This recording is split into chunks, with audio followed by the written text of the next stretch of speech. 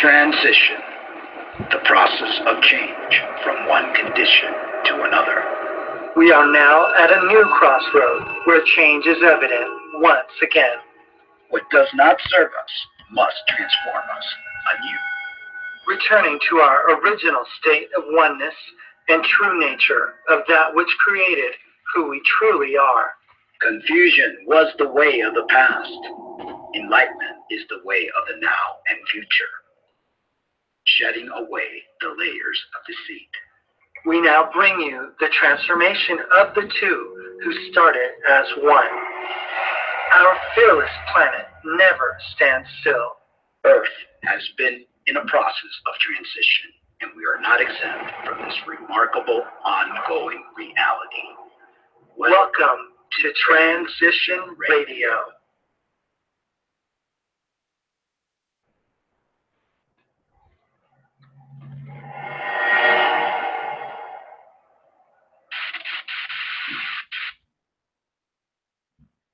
Well, hello and welcome to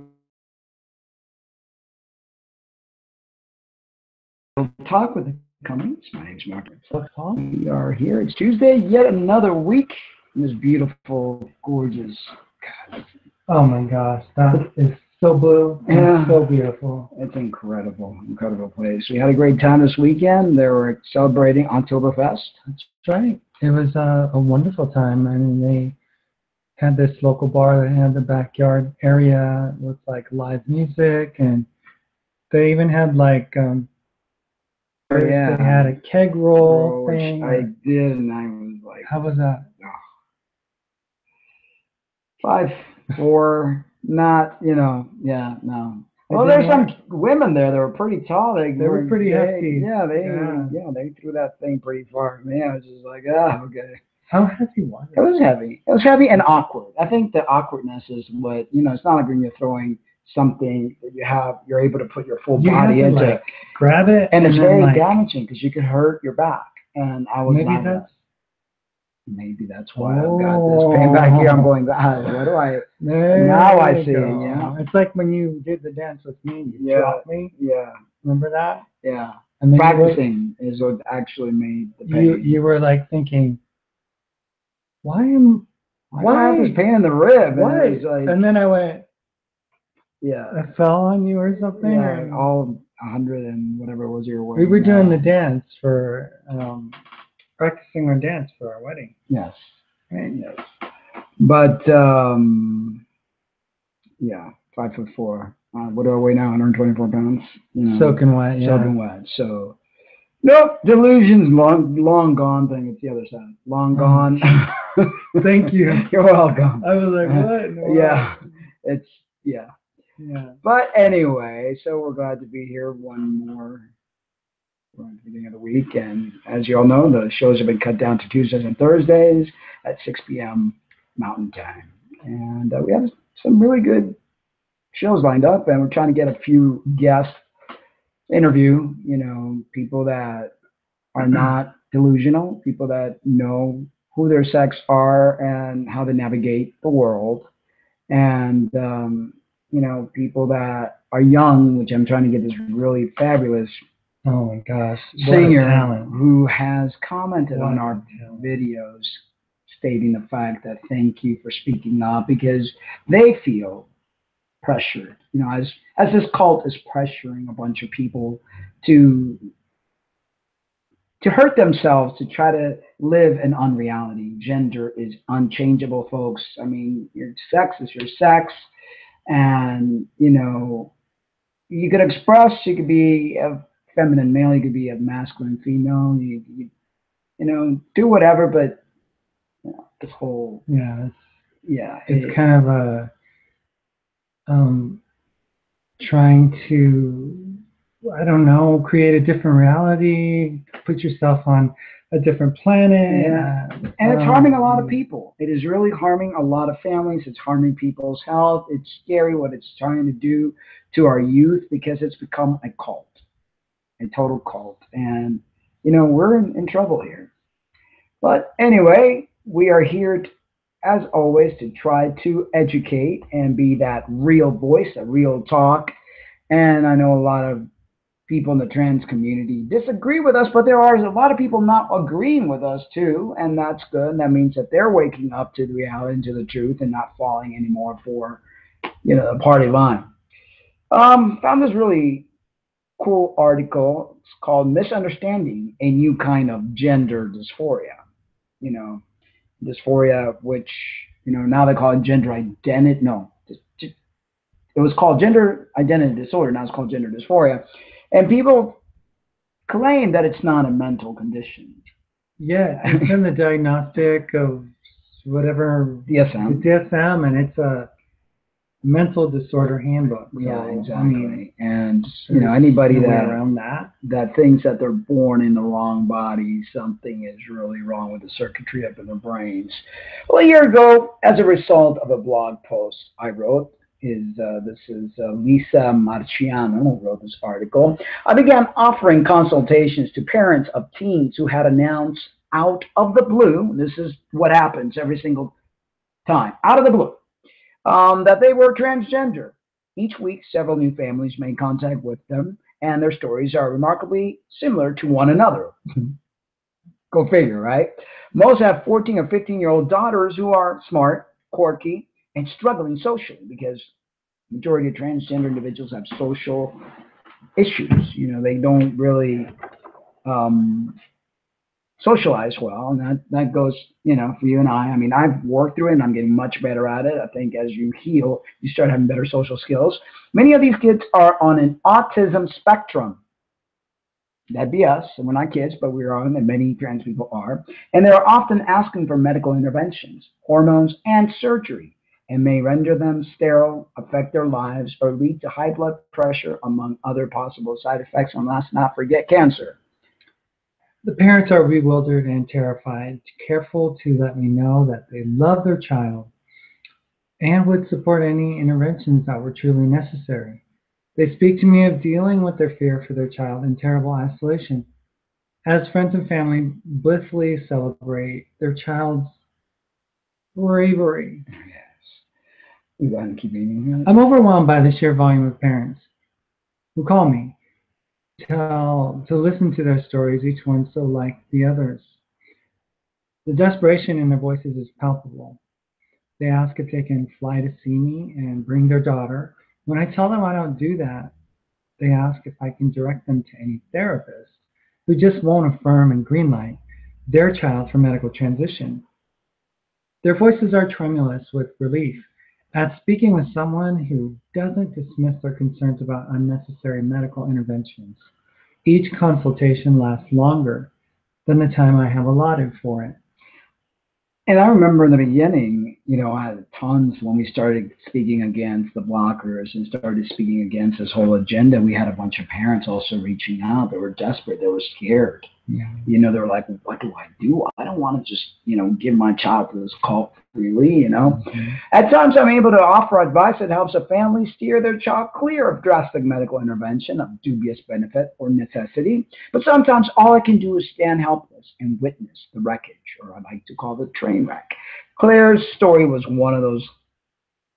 Like many of the young people I hear about, Claire's daughter, Molly, had a series of complex medical and psychological challenges as an adolescent.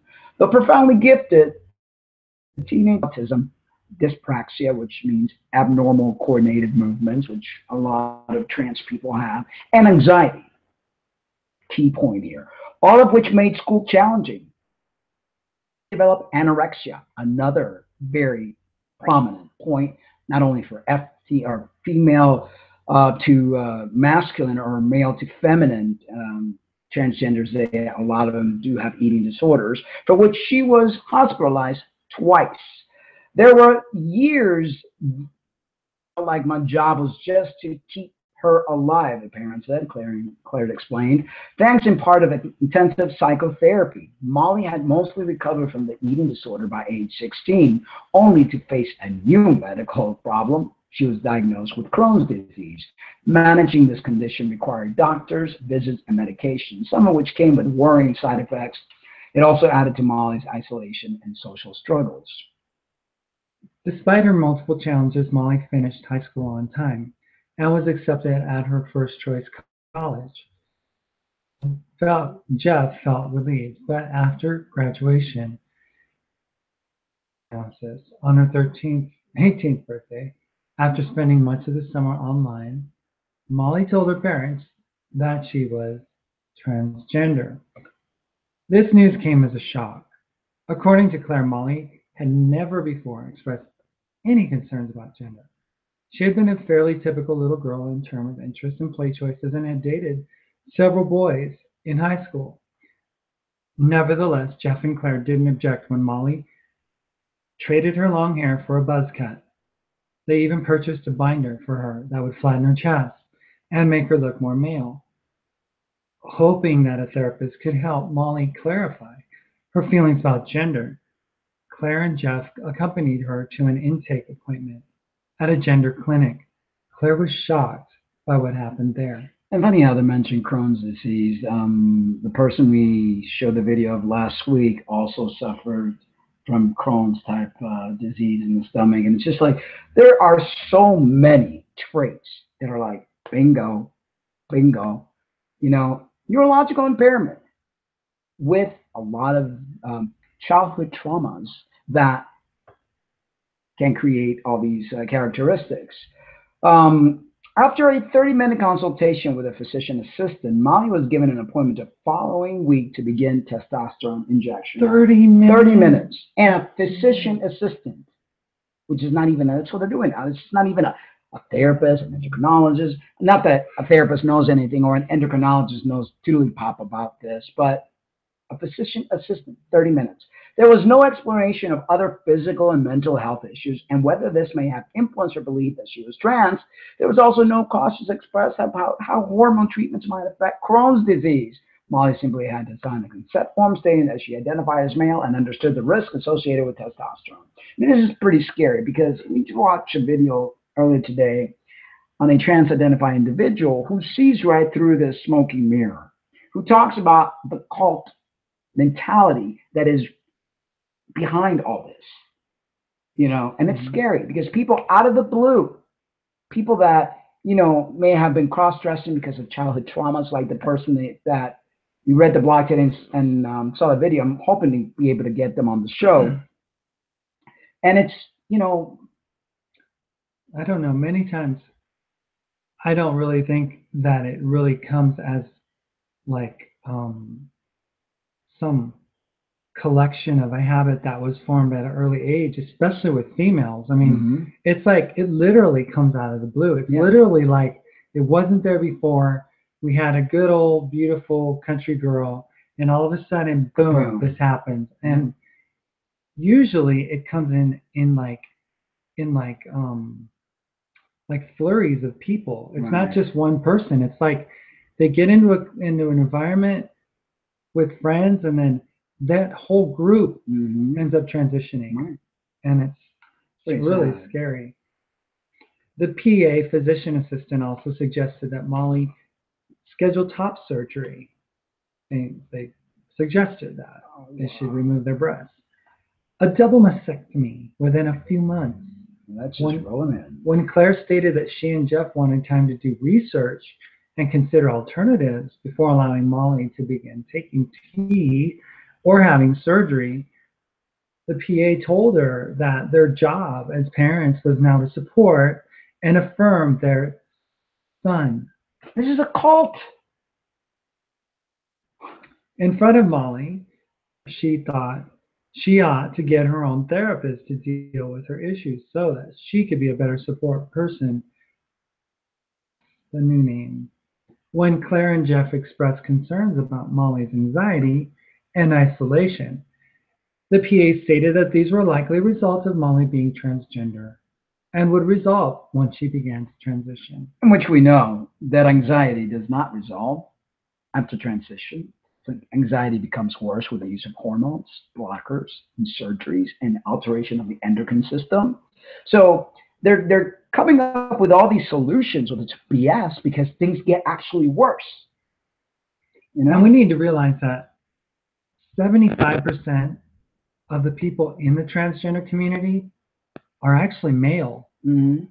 Only that leaves only 25% of females. And like this article is going to state, up until like recently, natal females did not transition. I mean, you were like a rarity. Yeah. You know, I mean, this was not something that was done, talked Then about. all of a sudden, boom, mentioned. you know, I mean, I blame a lot of what happened on myself because I was on talk show host and I was like, you know, a rarity.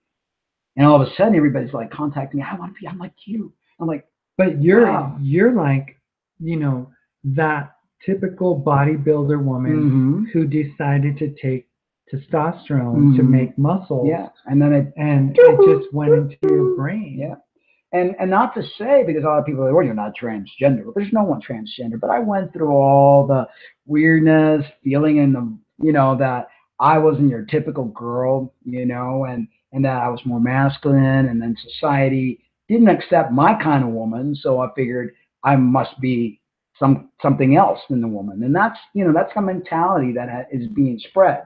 Up until about 10 years ago, gender dysphoria presenting for the first time in an adolescent was virtually unknown in natal females. There is a well-known type of gender dysphoria found in males that sometimes begins in adolescence. In the prototypical form of female gender dysphoria, signs first appear in early childhood, usually between the ages of 2 and 4. Such girls hate stereotypical femininity, such as Barbies and dresses, and embrace stereotypical masculinity, such as short hair, pants, and toy guns. For most young children whose gender dysphoria began well before puberty, feeling of discomfort with their natal sex resolves on their own, usually before adolescence. The exact proportion of childhood onset cases whose gender dysphoria persists into adolescent and young adult has been estimated to be approximately 20%.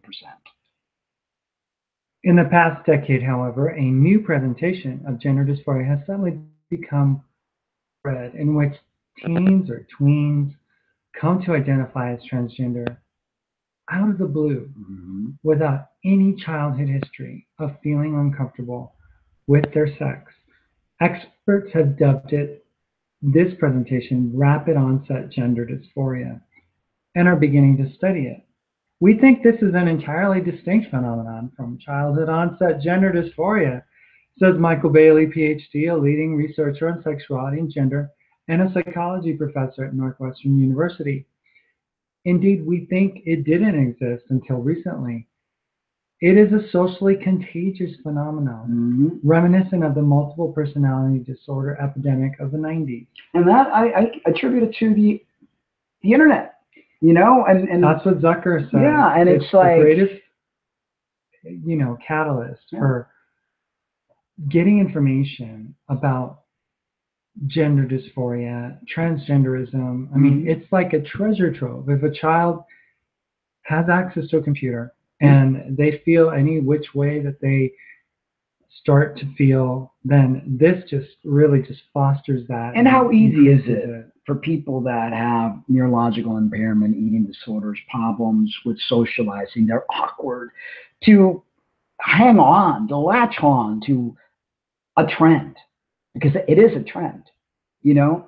And because prior to this, you know, you have the young, like myself, my mom and aunts used to say, she's going to be a lesbian, because I was all, you know, all butchy and I look awkward in the dress. And it's just, you know, personality. We all have personalities. And, you know, if this whole thing would have been a thing, not with my parents, but if I would have been born in a different type of parents, they probably would have rallied me, you know, yes, my daughter is actually my son, because of the way that I presented, the way that I acted, you know, the whole caboodle. And it's just, it's all wrong. It's really a sad thing. Although not much is known at this time about ROGD, it appears likely that it may be a kind of social contagion in which young people, often teen girls, come to believe that they are transgender. I'm also seeing the same thing with young gay boys who don't want to be gay boys, you know, and preliminary research indicates that young people who identify as trans out of the blue may have been influenced by social media sites that valorizes being trans. In addition, researchers have observed a pattern of clusters of friends coming out together. It's like one of the Facebook friends in a classroom, 4 girls all coming out, you know, as being trans. You know, I find it really an oddity that, and really it's not an oddity, because women females tend to do things in groups. Mhm. So you don't see these things happening with male transgender identifying. Well, you do. Not boys. in the boys unless they're gay and not want to be gay. But what you've also seen is the cross-dressers that all started hanging out in forums, and all of a sudden they all started coming out. Yeah, but we're talking about young people. Yeah, and yeah. I don't see this phenomenon happening with males. Right. They don't usually it's usually like a solo thing. Right. Whereas with girls, Yeah. it's more like It's like getting a period. When one girl has a period, all of a sudden all the girls have the same cycle. or like, guys usually don't go, hey bro, you want to go to the restroom with me? Right, exactly. Girls do, Yeah. right? But what I've noticed, I was saying earlier about, how the cross-dressers all of a sudden started doing the forum thing, and everybody started started coming out. All these older individuals all started like, oh yeah, I'm trans. Yeah, I'm born in the wrong body. It's like this socialized thing, Well, transgender advocates have derided the notion that the sudden urge in trans-identified teens and natal female teens in particular, could be influenced by social contagion. The idea is not so far-fetched. Bulimia was virtually unknown until the 1970s when British psychologist Gerald Russell first described the condition in a medical journal. Author Lee Daniel Kravitz interviewed Russell for his recent book, Strange Contagion. According to Russell, once it was described, and I take full responsibility for that with my paper, there was a common language for it, and knowledge spreads very quickly. Scientists have been able to track bulimia's transmission even into culturally remote enclaves following the introduction of Western media sources. It is estimated that bulimia has since affected 30 million people. Others have noted that rapid onset gender dysphoria may share much in common with another social contagion that spreads symptoms of mental distress, which were iatrogenic, that is, created or reinforced by the process of receiving medical or mental treatment. In the 1990s, some therapists unwillingly encouraged their patients to construct false narratives of having been sexually abused. These patients often became identified with a role as victims, found themselves dependent on their therapists, and saw a decline in their functioning and overall mental well-being. While many in the research community are gaining a growing awareness of rapid onset gender dysphoria and its contagious nature, clinical practice guidelines have not caught up with this new understanding. Moreover, in recent years, advocacy on behalf of the transgender community has seen medical gatekeeping reduced so that in many places in the U.S., young people like Molly can access medical transition without any diagnostic or any assessment process. This is rather concerning because there's a reason to suspect that those with rapid onset gender dysphoria are unlikely to benefit from medical transition and may even be harmed by it. Studies indicate that teen girls with this type of dysphoria have higher rates of serious mental health issues than those with a more common gender dysphoria that is first noticed in early childhood. The growing community of detransitioners, mostly young women in their 20s, suggests that loosening the standards of accessing medical transition hasn't served everyone well. In Molly's case, Claire and her husband wanted to be tolerant and accepting of Molly's exploration of gender, but were alarmed by the rush to medical intervention. As a medical professional with a research background, Claire was worried about the side effects of testosterone. Research quickly confirmed what she suspected. There are no studies on the long-term safety of testosterone in female-bodied people, and little is known about how testosterone might affect Molly's medical and mental health conditions. Furthermore, some of the testosterone's effects, such as deepened voice and growth of facial hair, are permanent. Claire and Jeff were concerned enough by the lack of science supporting medical transition for someone in Molly's situation that they asked their daughter to move slowly so they could do more research. At first, Molly agreed. However, shortly after Molly started college, Claire could tell that all was not well. Molly communicated with her parents infrequently. When Claire managed to reach her, Molly was withdrawn and sullen. By October, Molly stopped responding to phone calls and would only communicate by text. A week before Molly was due to come home for Thanksgiving, Claire and Jeff received a call that Molly had been admitted to psychiatric ward after becoming erratic and violent in her dorm. When Jeff and Claire arrived the next morning after driving through the night, they were distraught by what they found. Molly seemed like a different person than the kid they had dropped off just a few months before. When she saw her parents, she became agitated. She kept repeating that she didn't want to see us and that we were the reason she had been hospitalized because we didn't support her transition, explained Claire. Eventually, hospital staff asked Jeff and Claire to leave. Claire believes that Molly's aggression and brutality were a reaction to beginning testosterone injections, which had commenced 2 weeks prior to the hospitalization. Molly had also changed her name and gender designation at school. A gender-affirming therapist at her college counseling center had referred her to an informed consent clinic for the testosterone prescription. These people need to be jailed. The rest of Molly's story is not a happy one. At the end of her freshman year, she had top surgery, paid for by the student health insurance. She moved back home over the summer so that her parents could help her during her recovery. By this time, Molly's voice had deepened, facial hair had grown in, and she passed as a full-time male. Molly had become Max. In spite of having transitioned, Max did not blossom to his authentic self. In fact, his mental health worsened, which it typically does with all trans people. He was more anxious and isolated than ever and rarely left the house, spending most of his time online. He told his mother that he feared people would know he was trans and try to harm him when he go out in public. When Claire came by offering to accompany him, Max often refused, expressing a lack of trust for Claire and her motives because in Max's world, Claire was a transphobe. I feel as though my child has been taught to be paranoid about me, Claire told me. And this happens, this paranoia, this anxiety, this lack of wanting to go out happens a lot with trans people. Well, and also, Claire was being counseled or indoctrinated by those online, these older transitioners, to, see their parent as an enemy.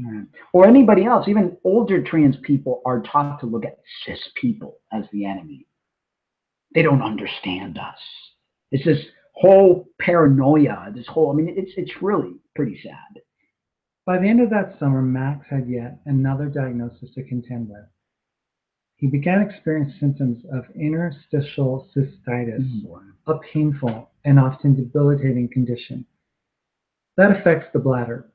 Claire was not able to find any discussion in the medical literature about testosterone use and interstitial cystitis, but she did find online accounts of trans men suffering from worsening IC symptoms after going on testosterone.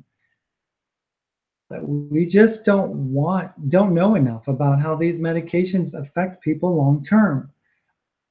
I would say these gender doctors are experimenting on people, Claire told me.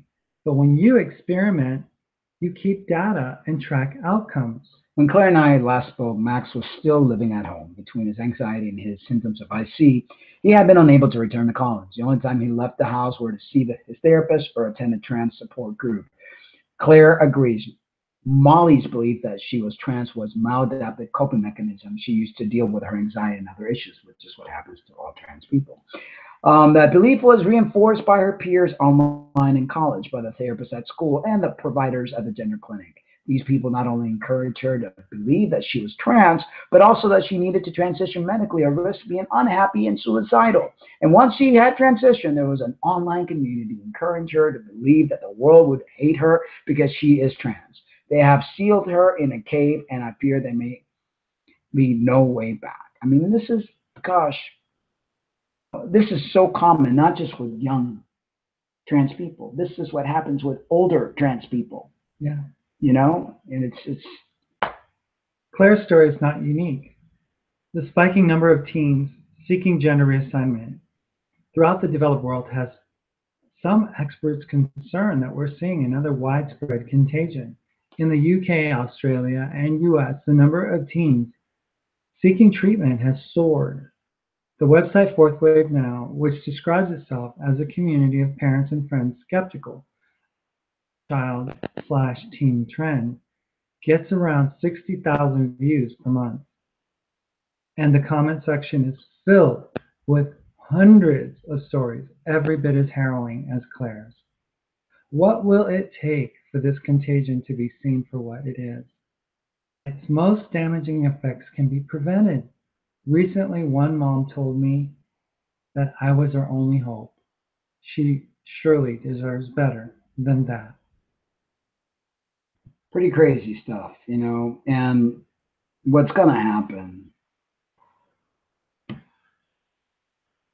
The lawsuits, and not just again, and you know, I know this particular article was about trans teens, but I'm finding the same, you know, same problems are being seen in trans adults. The same group of people that, you know, either met up in some sort of forum or cross-dressing group or whatever, they all started to communicate, and before you know it, and what's that said, what's the difference between a cross-dresser and trans 2 years? You know, then all of a sudden they all started transitioning, and they all have the same story. These are people that are religious, have kids, married, it's like the same, no different. You know, it's no different whatsoever. But you know what is really telling here is the amount of people that are desisting, the amount of people that are wanting to reverse. That is wanting to reverse the surgeries that they actually had done to themselves. Teen says hello. Hey, Teen, how are you? Hola, ¿cómo está? You know, 5 years ago, Professor Miroslav Djordjevic, which is actually a doctor that taught Dr. Reed and a lot of doctors here in America, the world leading genital reconstructive surgeon. This man taught a lot of people. Received a patient at his Belgrade clinic. It was a transgender patient who had surgery at a different clinic to remove male genitalia and had since changed their minds. That was the first time Professor Djordjevic had ever been contacted to perform a so-called reversal surgery. Over the next 6 months, another 6 people also approached him to reverse their procedures. They came from countries all over the Western world, Britain included, united by an acute sense of regret. Professor Djordjevic has a further 6 prospective people in discussions with his clinic about reversals, and 2 currently undergoing the process itself. Reattaching the male genitalia is a complex procedure, and it takes several operations over the course of a year to fully complete at a cost of some $18,000. And I'm sure not guaranteed, because once you slice, dice, invert, how do you it just seems Those wishing the reversal, Dvorky says, have spoken to him about crippling levels of depression following their transition, and in some cases even contemplated suicide. It can be a real disaster to hear these stories, says the 52-year-old, and yet in the main part they are not being heard because they're being silenced. Alleged that Bath Spa University has turned down an application for research on gender reassignment reversal, the subject deemed potentially politically incorrect. And a psychotherapist who specializes in working with transgender people suggested the research after conversation with Professor Djordjevic in 2014 at a London restaurant, where the Serbian told him about the number of reversals he was seeing and the lack of academic rigor on the subject. According to Mr. Caspian, the university initially approved his proposal to research detransitioning. He then amazed some preliminary findings that suggested a growing number of young people, particularly young women, were transitioning their gender and then regretting it. But after submitting the more detailed proposal, discover he had been referred to the university's ethics committee, which rejected it over fears of criticism that might be directed towards the university, not least on social media from the powerful transgender Gestapos. Speaking this, Ian describes himself as astonished at the decision, while Bath Spa University has launched an internal inquiry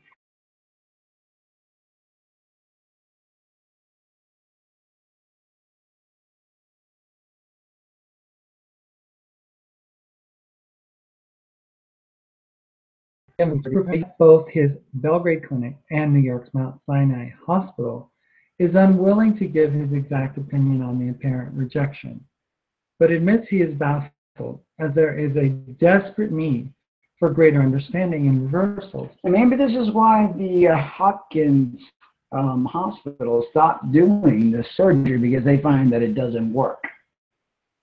They did. Yeah, I mean, this whole concept of being born in the wrong body is loco. More and more is going to come out of all this. Definitely reversal surgery and regretted person is one of the very hot topics, he says. Generally, we have to support all research in this field. Professor Dvorak, who has 22 years experience in surgery, operates under strict guidelines. Before any surgery, patients must undergo psychiatric evaluation for a minimum of between 1 or 2 years, followed by hormonal evaluation and therapy. He also requests 2 professional letters of recommendation. And letters of professional recommendations, what do these people recommend? From whom, right? For each person, and attempts to remain in contact for as long as possible, following he still speaks with them or patients. Following conversations with those upon whom he has reversals, Professor Georgievic says he has real concerns about the level of psychiatric evaluation and counseling that people receive elsewhere before gender reassignment first takes place.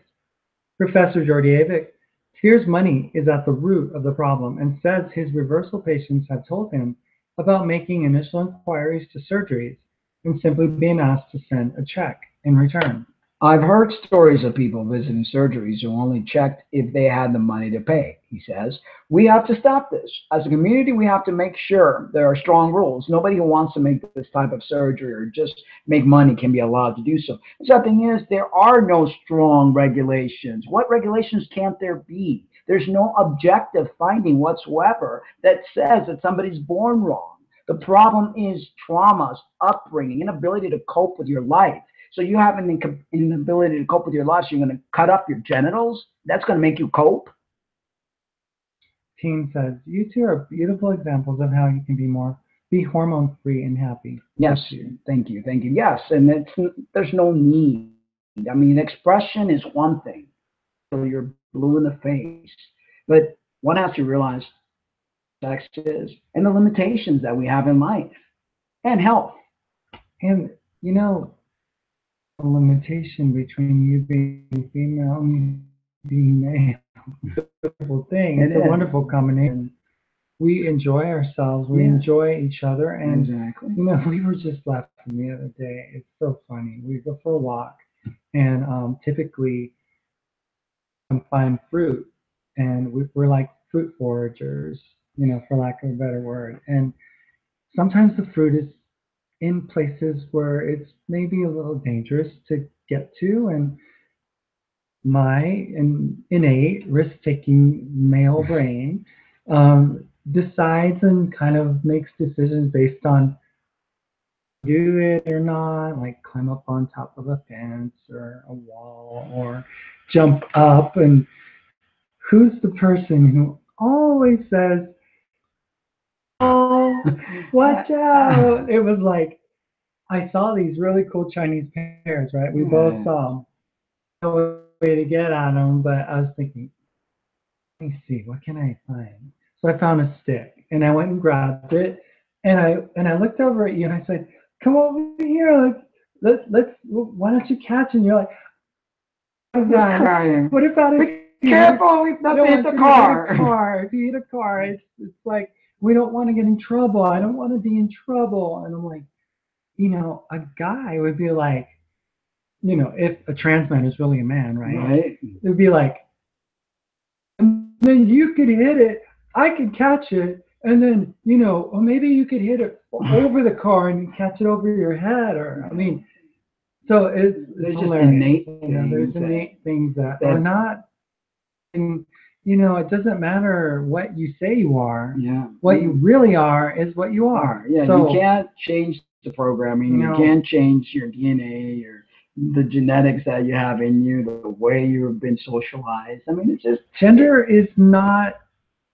It's a design. Yeah, you know, you're designed by nature. Yeah, to be the gender that you are. Now, express as you might, express as you will, and I think a lot of times we do express in another gender because of the traumas that we've been through. Yeah. And it's a place of comfort for us. It's a place of refuge for us. It's an egoic production, how do they call it? An ego-created persona that was created to give us comfort, to give us a safe haven, to make us that we would feel identifying with our birth gender. But once you work through that, I mean, I fully worked, you're still working through a lot of stuff, but you see things, and it's like, hey, yeah.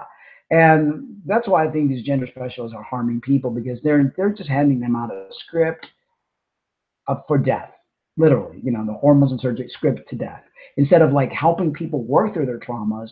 Why are this way? Is it they feel left out because their sister got more attention? Is it because they got sexually molested or possibly raped? Is it whatever? I mean, there's a list a mile long of the traumas. But the thing is that therapists are not willing those situations. They're only willing to look at what is the stereotypical party line, what the WPATH likes to see, is what they want to do. Continues and says, to date, all of his reversals have been transgender women aged over 30 for their male genitalia. Over the last 2 decades, the average age of his patients is more than halved, from 45, while the World Professional Association, I don't know how professional they are. They're not professional. Guidelines currently state nobody under the age of 18 should undergo surgery. Professor Georgievic fears this age limit. Did Doctors Joanna Olson have their way, or Dr. Soon to include minors? Were that to happen, he says, he would refuse to abide by the rules. I'm afraid that what will happen 5 to 10 years later with this person, he says, than about surgery. Human rights. I could not accept them as a patient. What would happen to their mind? As we see with Jaron, Jennings, aka Jazz, they've had everything given to them. They still have anxiety going up. They hate to be social. They're depressive. They're suicidal. I mean, so has actually been solved by allowing a person to transition young? What has actually been solved by people transitioning later in life? Is no solution. There's no happy ending. What we've seen lately, people, it's really, we were looking at the younger kids and stuff nowadays, and they're into the beauty thing and everything. We saw some older trans people. They're beyond the point of being beautiful. I mean, because let's face it, we get older, wrinkles, and when we age, and it's not about beauty anymore, people, but to certain trans women who barely can move their hands anymore, 55, neurologically impaired. I thought they were 85. And they were 55. 55 years of age. They should be a lot more healthy looking. And they're still playing Snapchat games. They're still thinking that they're like a beautiful seductress with a mink, around them, and wearing like cinched down clothing, like as if they were like 16 or something, playing this game. And it's really sad to see, because they still are taking 4 milligrams of estradiol every day, and injections. I mean, their brain is putty. They can't even speak right. They can't put 2 sentences together because everything just becomes putty. And then another one says that they don't look as far downhill yet, but they had to get their breasts redone because they didn't know that breasts had to be replaced after 15, 20, 30 years and stuff. So they still had the same breast implants in, which broke, by the way. Which broke, and they insisted on getting saline implants again, which everyone knows these days are absolutely very dangerous, lethal, and dangerous. All implants are dangerous. Yeah, in your body. But the whole concept, that they're in a marriage, right? This is the 3rd marriage. They can't keep a marriage down. And this is what we're finding to be commonplace among, older trans people, is that not because they love men, it's because they get married for their validation as being a woman, so that if they marry and then their spouse, their truth, because, they had the surgery and stuff, so the men think that they're genetic females. They tell them that because of whatever hormone thing or whatever, that they can't bear children. These men don't stick around because these trans people don't know how to be women to their husband. Yeah, they're males. How can a male be a good wife? And they're looking for like more drama. Yeah. It's like this person has finally transitioned to, not finally transitioned, but they're on their third marriage. You're like, well, I'm going to give them like six more months or something. Because they say that just because everything's wonderful, they want to find a way to sabotage their marriage because they live for drama. Yeah. They don't live for normalcy. Why is that? Because as childhood, that's all they knew was trauma. That's all they knew. It's like, so the normal is to have that drama from the trauma. It's the way it goes. And so they find themselves in these empty lives, and and even the ones that made it so well and did so well in the world's eyes, where they made it. This person named Alicia Brevard, who died of pulmonary fibrosis, they lived and they worked in Hollywood and they did all kinds of shows and they did everything.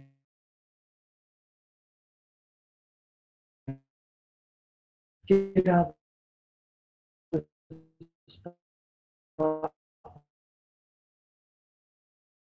It came to not be in continue messing to have, normal lives. Yeah. That's like when that happens. Well, anyway, let's continue to read the. It's back. Anyway, referrals to adult and child gender identity clinics in the UK have increased dramatically over the past 10 years.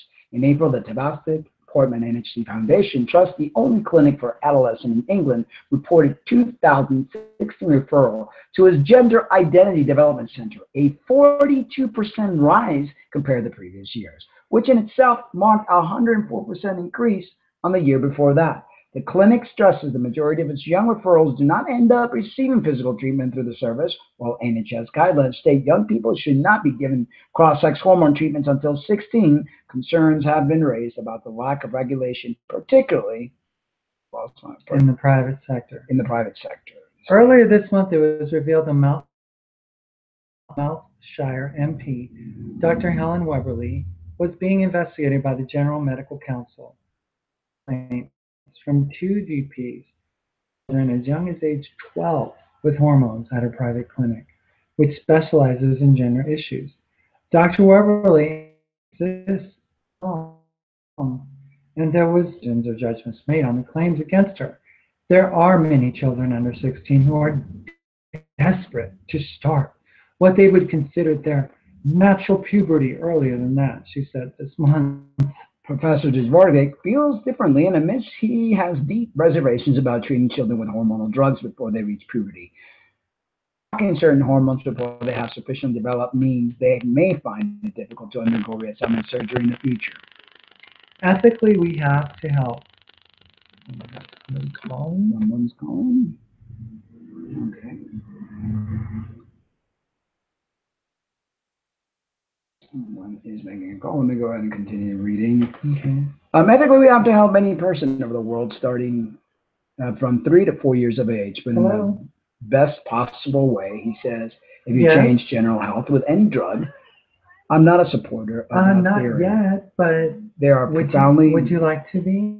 Life-changing matters around which he, like many in this industry, what feels far better debate is required to promote. You understand. But at the moment, it seems the debate is simply being shut down. And that's what they do. They shut down debates.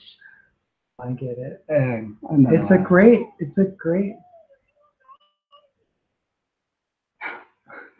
What are they doing? Listen. Or what? Who's this, by the way? This is.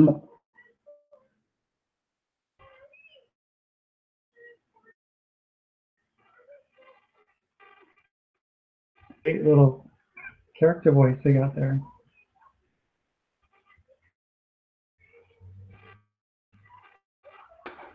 I don't know. Oh no. Yeah. Funny. A serious conversation. Of course not. Actually wants to talk about something substantive. Of course not. They can't do that. Then people that just. Let me see. So, to answer your question, born male. I have male genitalia. Yeah. And Mark Mercer was born female. Yep. They have female genitalia. So, to answer your question, we are not gay because we have heterosexual sex. A penis. And a vagina. Okay, so let's answer. I think we're pretty clear on that. You know, I did not go through the gender reassignment surgery, and you did not get a fallow. Nope. Thank God. Right. And so I still orgasm, and you do well. Yes. So there's really nothing to say. I don't know if you want to think I'm gay because I like feminine things or whatever. I guess that's your interpretation, but you know, it's not the way it is. Sexual, I mean, couples in the bedroom, as long as time, they role play. It's fun. You know, people have both a male and a female. Most people don't allow it to come out. They hide it. They fight it. But that is very normal. That's what these sexologists should be working with people, is allow them to feel free to express, you know, their sexuality, their what they like to feel in the bedroom, okay, and things of that nature. But to tell people they're born in the wrong body and that they should chop off their weenie or add, you know, a pole, that's just abnormal and wrong to do. I mean, for me personally, I believe that I'm attracted to both, and I think we've talked about it in the past that most people, they probably wouldn't want to admit it, I'm sure. And, you know, of course, you may have your, you know, religious hang-ups and things of that nature, or your religious beliefs that would encourage you not to feel a certain way. But, you know, I mean, we both find either body and as attractive and stuff like that, and you know, there's nothing unusual about that. And what's great about having somebody like you and I is that you know, we get to have our cake and eat it too. Because when I get the urge to, you know, ravage you as if you in your feminine energy, then I get to do that. And when I want to feel that I'm the feminine energy and need your masculine, it's beautiful. And it's a beautiful thing, you know, dance that we have, you know, and I wouldn't trade it for anything in the world because it's exactly what I need, and it's exactly what you need. So. Even though I got this beard and stuff, I cater to my man daily. Cook, you know, any little thing. It's like my baby, my husband, my wife, my brother, my sister. Everything that I need is in this person.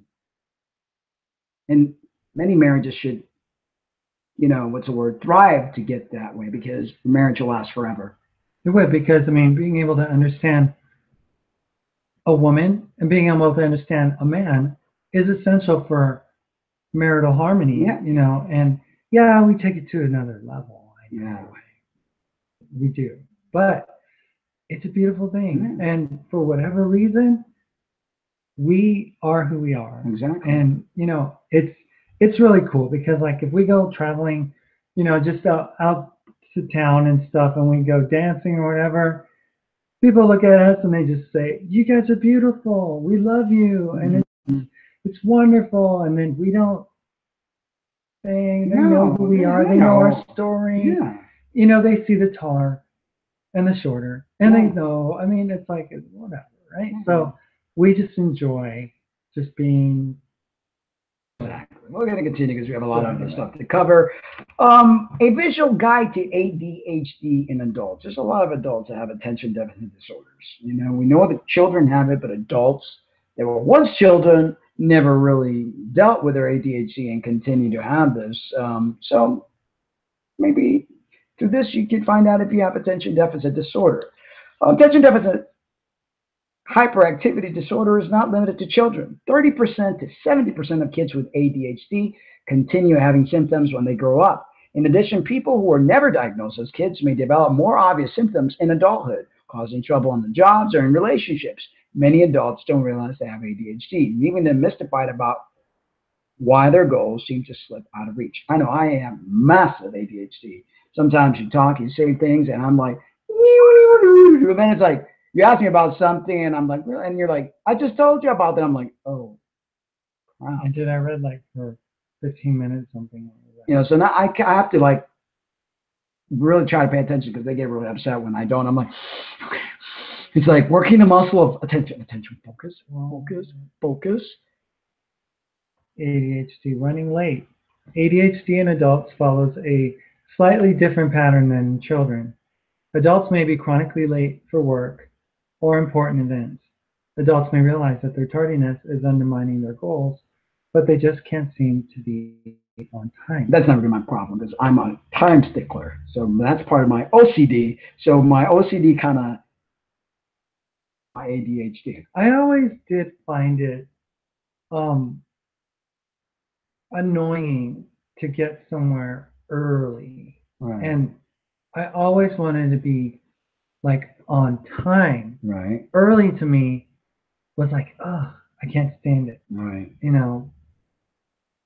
Signs of adult ADHD risky driving. One of the hallmarks of ADHD is difficulty keeping your mind on the task at hand. That spells trouble for teens and adults when they're behind the wheel of a vehicle. Studies show that people with ADHD are more likely to speed, have accidents, and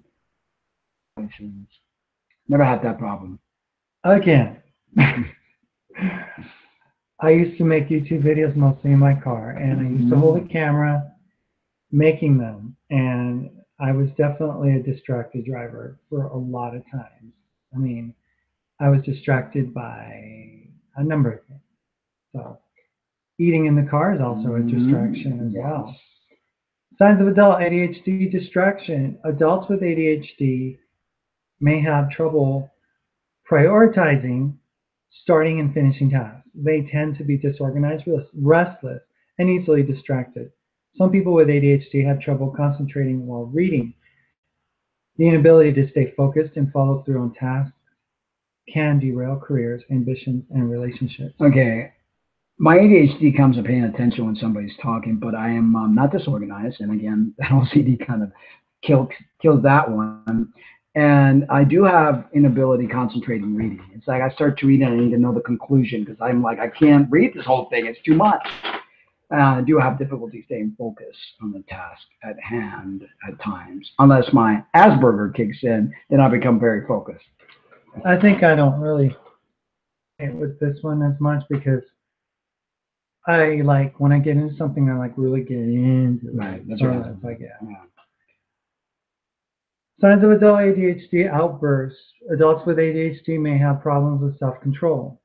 This can lead to difficulty controlling anger, impulsive behaviors, blurting out rude or insulting thoughts. And I think one of the things about that, a gender dysphoric person or whatever they diagnose is given hormones. Oh, it makes this even worse. Yeah, but I mean, you've been with me 3 years. I don't have difficulty controlling my anger, impulsive behavior, or blurting out rude or insulting thoughts. Either one of us, really. Signs of adult ADHD hyperfocus. Some adults with ADHD can focus intensely on things they enjoy or find interesting. The ability to hyperfocus, but they struggle to pay attention to tasks that bore them. Yep, that's what happened to me in school. The trouble is that many tasks necessary for success in everyday life are dull. From making a grocery list to filling documents at work, people with ADHD tend to put off boring tasks in favor of more enjoyable activities. One of the worst things for me is like whenever I was, you know, in a situation where I was moving and had to pack boxes and stuff, like a label for, you know, certain things that were obvious, clothes, you know, electronics or, you know, whatever, right? And when it got to the point where it was miscellaneous stuff, it just really just kind of threw me off. I didn't know what to do.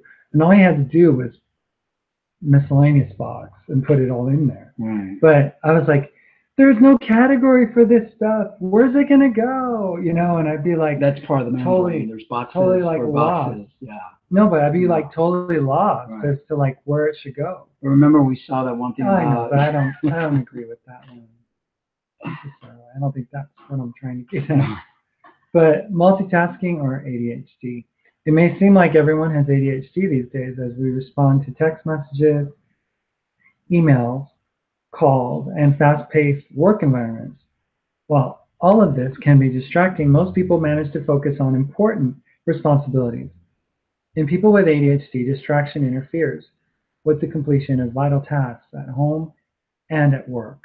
ADHD or something else. If you're often restless and have trouble concentrating, don't jump to the conclusion that you have ADHD. These symptoms are also common in other conditions. Poor concentration is a classic sign of depression. Restlessness or anxiety could indicate the overactive thyroid or anxiety disorder. Your healthcare provider, don't go and investigate whether these conditions could be causing your symptoms instead of or in addition to ADHD. Don't believe in doctors. Don't go to doctors. What causes ADHD? In people with ADHD, brain chemicals called neurotransmitters are less active in areas of the brain that control attention. Researchers don't know exactly what causes this chemical imbalance, but they think genes may play a role. I don't believe so. Because ADHD often runs in families. Studies have also linked ADHD to prenatal exposure to cigarettes and alcohol. Interesting.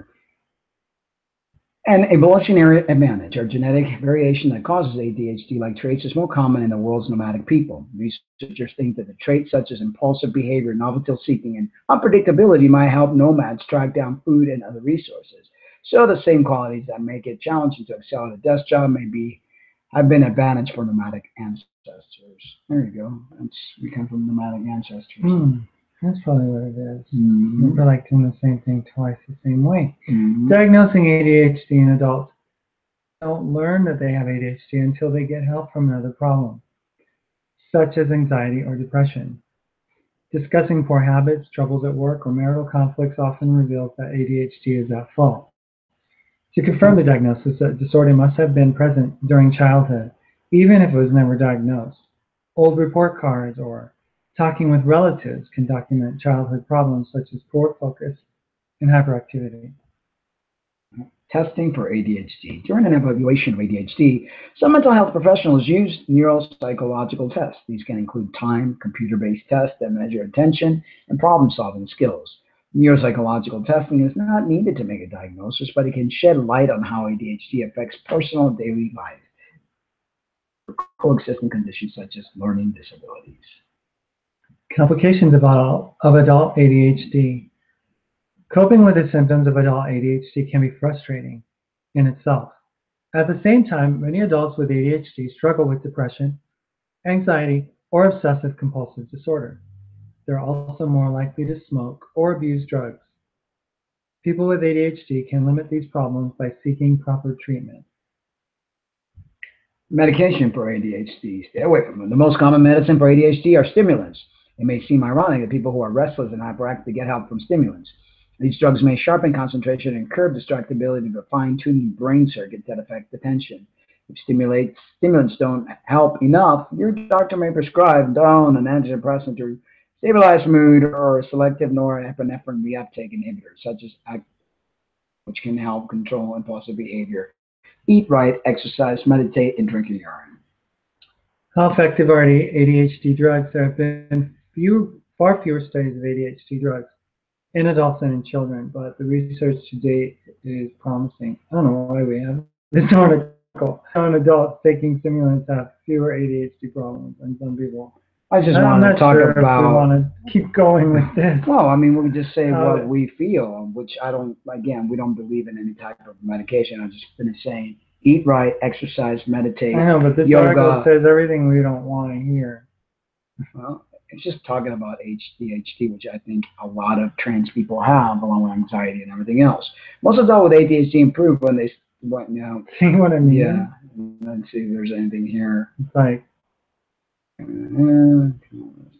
okay, that's enough for ADHD. And thanks, ADHD. yeah, For the most part, ADHD is not something that you should treat with any kind of prescription drug. I would never recommend any stimulant, antidepressant, or anything. No, I mean, of course not. go straight natural. Get some fresh air. Gosh, get outside. Nature. Stop being so stressed and living stressful lives. If you find yourself in a job that is too much for your personality to handle, get out of that job. Do something different. Life is yours to make whatever you want of it. And a lot of times people with ADHD are people that need a lot of stimulation, very bright people, and they get bored very easily. So, like, you know, like you said, get a job that's going to actually, you know, give you stimulant for your overall psyche. Okay, turn this off here. The next article comes from, somebody sent this to me, and we know that sex reassignment surgery, this is one complication. That's got to be pretty bad. You know? It is pretty bad when you can't even control your bowel movement. And a spokeswoman or spokesman for women caught pooping on people's lawn tries to offer an explanation. Woman, which actually is not a woman, is a transgender person who tried to make themselves a woman and had SRS, and now they can't control their poop. They label them the mat pooper. Has tried to explain their odd toilet habits, claiming they're well within their rights. Of course, a trans person will always say they're well within their rights. A man claiming to be the spokesman of a jogger dubbed the Mad Pooper, who was caught on camera publicly defecating on the lawns of Colorado homes, says the woman has no choice after a botched gender reassignment. Deleted YouTube video, the spokesman said the jogger is also suffering from traumatic brain injury. He said he was speaking on behalf of the Colorado Springs jogger, who he debuted Shirley, and said they are sorry for their actions. According to Shirley, Shirley can no longer control when and where they have to go after undergoing surgery. His far-fetched statement added that the jogger was well within their rights to go wherever they want to, and their toilet habits are protected under the First Amendment and will not be controlled by the government. How can that be protected? Pooping on people's lawns? That's disgusting. But leave it to a trans person to say they're right within their rights. A number of criminal lawyers have blasted the notion that Shirley is protected by the First Amendment.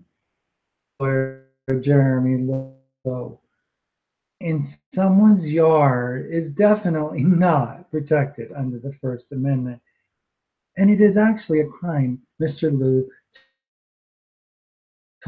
This is family could do. Maybe they thought the videos would make the situation go away, but they won't. People all over the world are talking about this, and police will catch them. The man in the video will also have into court to testify. Headlines last week when a mother publicly begged them to stop using her toilet as her lawn as a toilet. That's crazy. Kathy Bud from the U.S. said she first became aware of the person's crappy habit and came running inside. I mean, you know, you're not going to believe this. Crying. I'm like, what? They're like, there's this person outside. Goodness. They told local news outlet KKTV. Are you serious? Are you really taking a poop in front of my kids? And they're like, yeah, sorry. She's mortified. It was an accident. They'll probably go get a dog bag, come back, clean it up, and never run here again. Miss Budd said She spotted the jogger popping or pooping his quad multiple times in the week since, and they've even managed to snap a few pictures. Worse still, the person comes prepared with toilet paper in their pocket, which unceremoniously deposits on the grass. It's not like it's private. People can see. We're seeing you. You know, it's like it's not like they're just like doing it all over the place. I mean, let me show a picture of this mad pooper, because one has to see a picture of this mad pooper. I mean, this is crazy. Again, leave it to a trans person. You know, a biologically born female would never do that. I don't know. People. I mean, it's crazy. It's crazy stuff. I mean, you know, don't go running then. What? You can't hold your poop? Where it depends or something, you know? Stuff, I tell you. It just boggles the mind what people do, you know, and it's fine. It's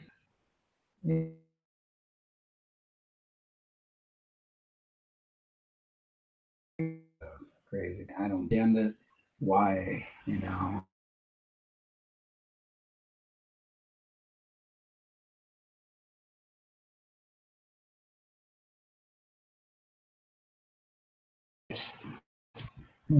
Am I getting a signal? I'm not getting a signal. I'm gonna try it again. Well, I'll start it, I guess. It's called, this is our spiritual goal. It's called What is Sin? And sin gets a really bad rap these days. And, you know, it's been made into something that it's really not.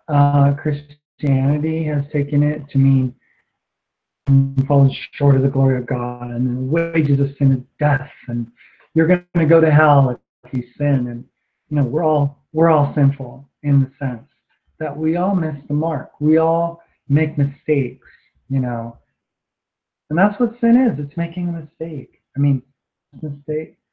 Sometimes it's a mistake that you choose to make over and over again. Sin. But what is sin? This is an important question, not just because most people have absolutely no idea what sin really is. One thing people from truly living their life.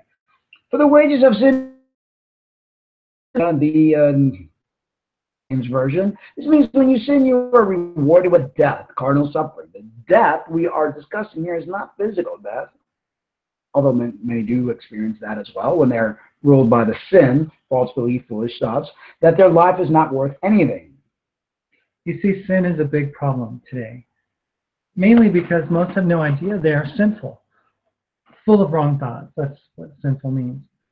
I want to point out early, to be sinful does not always mean people are bad or have done bad things. Many times it means people just don't know any better. Of course, there are others who do know better and do what is correct, or understand that improper anyway, regardless the wages are the same. When you think the wrong thought or choose the wrong path, your reward will always be less than satisfying. The reason is when anything is done the wrong way, it is doomed to fail, because the correct way is the only way that truly exists. Now I can come right out and tell you the word sin simply means to operate outside of what is correct, proper, truthful. The word sin itself literally means to miss the mark. Think of shooting an arrow in the bullseye on the target and missing the target completely. That's a sin.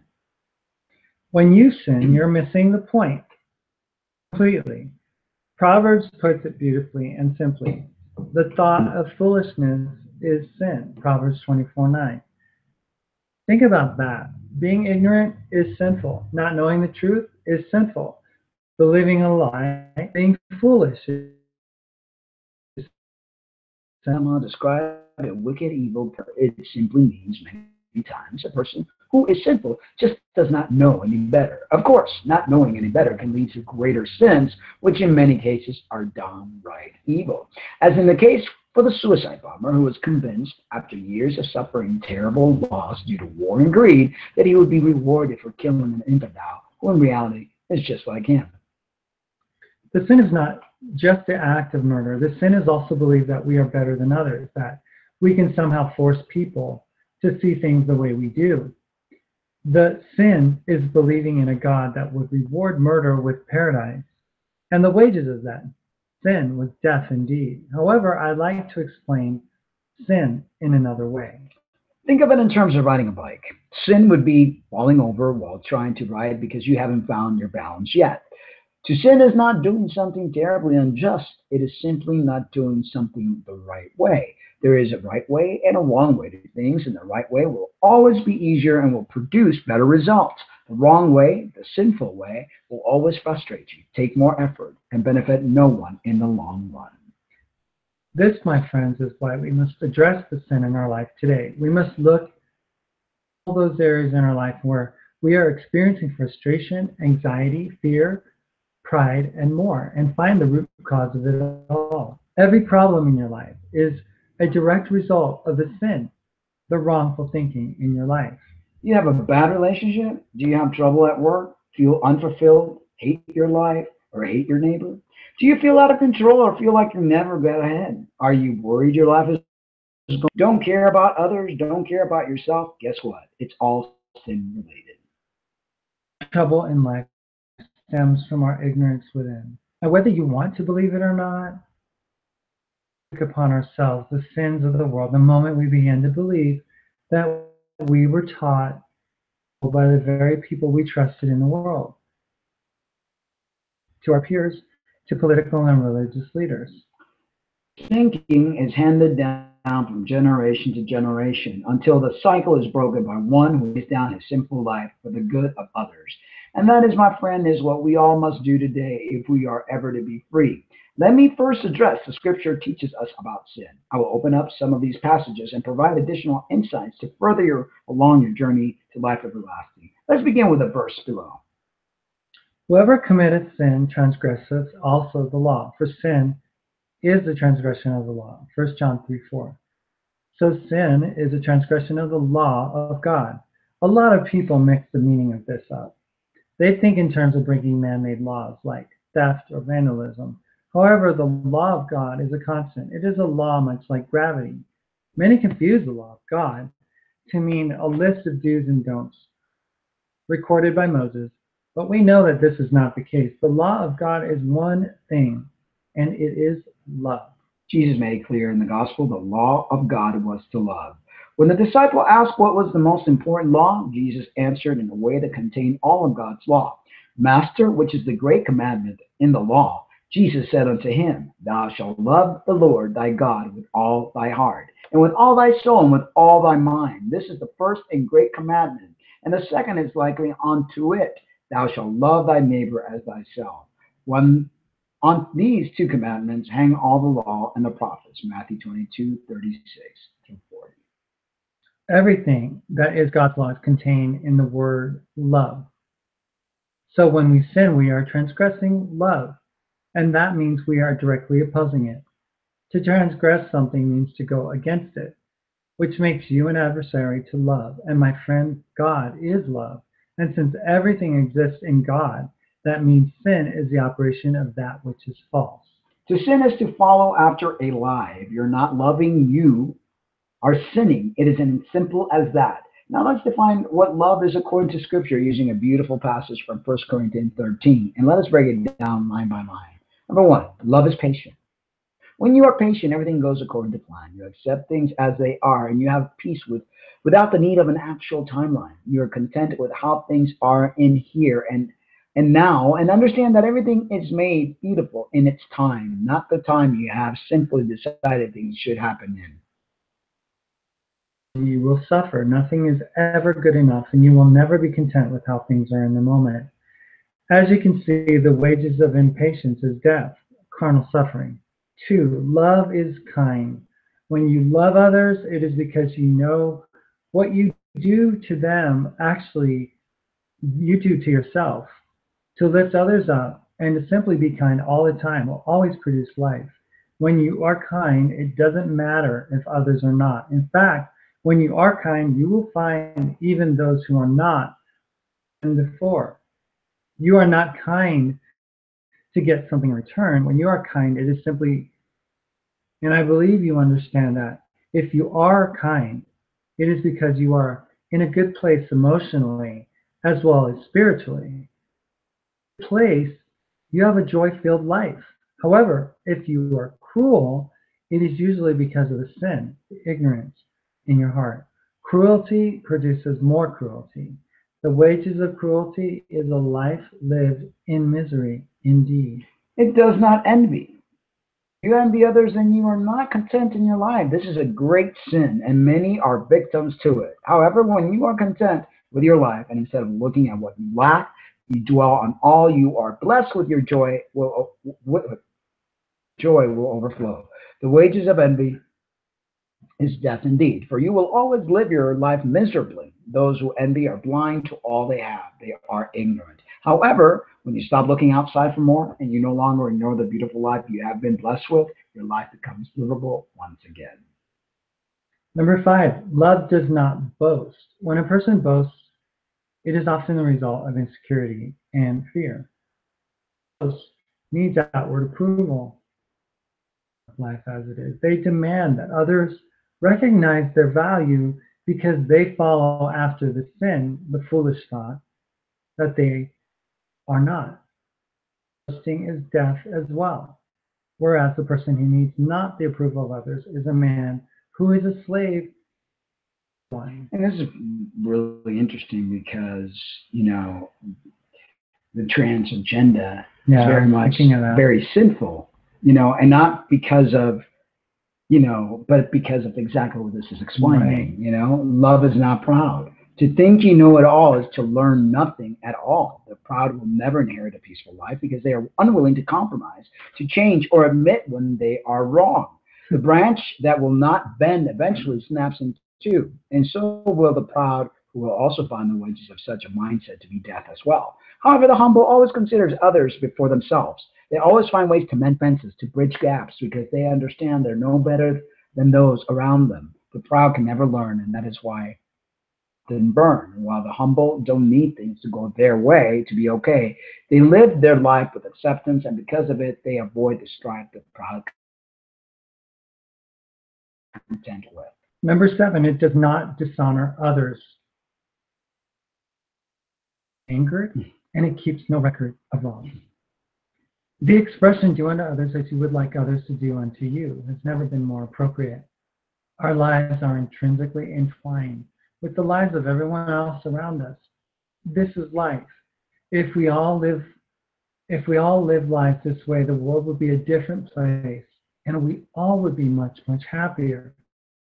However, when people are focused on putting others down or doing whatever they can to get ahead, every time something does not go their way, or keep track of everything others have done to us, well, the wages of such a way of life is death indeed.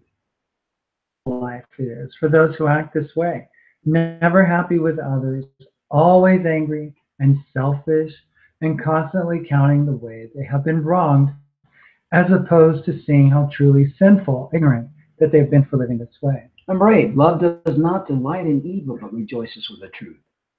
Caring for others and caring for the truth. When you love, you take no pleasure in anything but truth, because the truth is love. It is peaceful, collaboration, it is unity, liberty, and freedom, and it never fails. Number nine, it always protects, always trusts, always hopes, always perseveres. Love never fails. After reading this last line, you'll tell me if living this way does not sound like living the right way.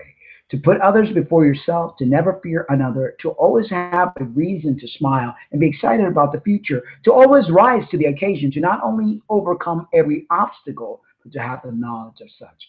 Yes, my friend, that is living. And when we operate in love, and by love I mean when we are patient, kind, not self-serving, not easily angered, not envious or proud, when we no longer dwell on the faults of others or to try to bend others to our will, we live in peace. if many say they sin not, they lie to themselves, short of the mark of a perfect life. The good news is, way anymore. There remains a day for us all to enter into the ease of rest. There remains for all of us. Therefore, since the promise of rest still stands,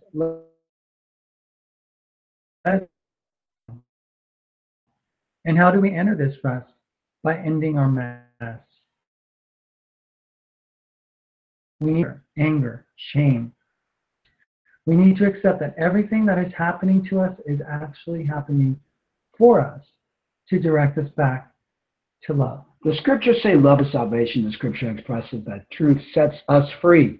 In this we find life. We all took upon ourselves the sins of the world. We all die, become ignorant. But here is the good news. We all will live again.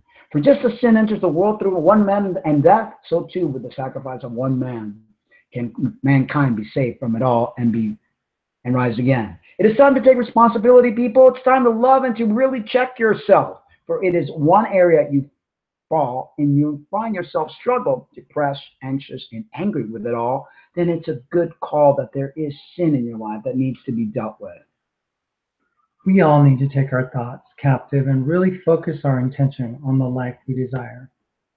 Ready to be silent, for our words must be chosen wisely as they create our world around us. We must die to sin once and for all by no longer transgressing God's law of love, and we will find paradise indeed.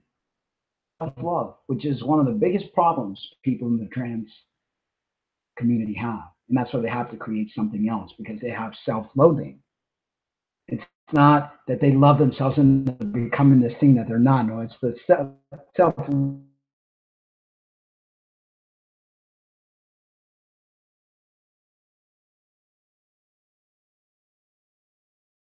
cross and live. I hope this short entry to the thing.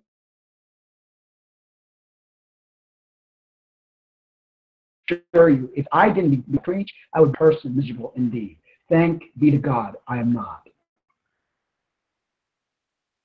So that was very, very interesting indeed. And like we said, you know, it's living in the wrong way. If something makes you anxious, angry, fearful, you know, that is just a sign that it is sinful. One person writes on a commentary about this article, greetings once again. Person who wrote this article. To me, sin is a very easy thing to understand if you know your Bible. The book says there are two kinds of sin.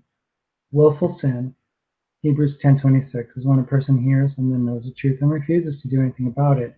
And number two, ignorance of the truth, because they refuse to ask, seek, knock on the door so they can enter the gate to life. Read on this is 2 Timothy 3:1-9.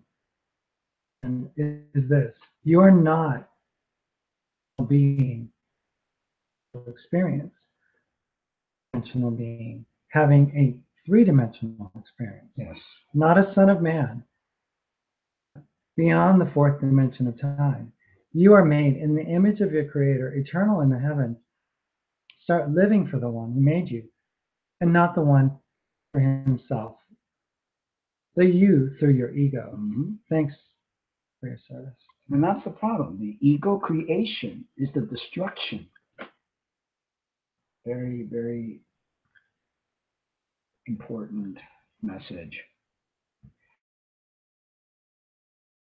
Later, and this actual doesn't open.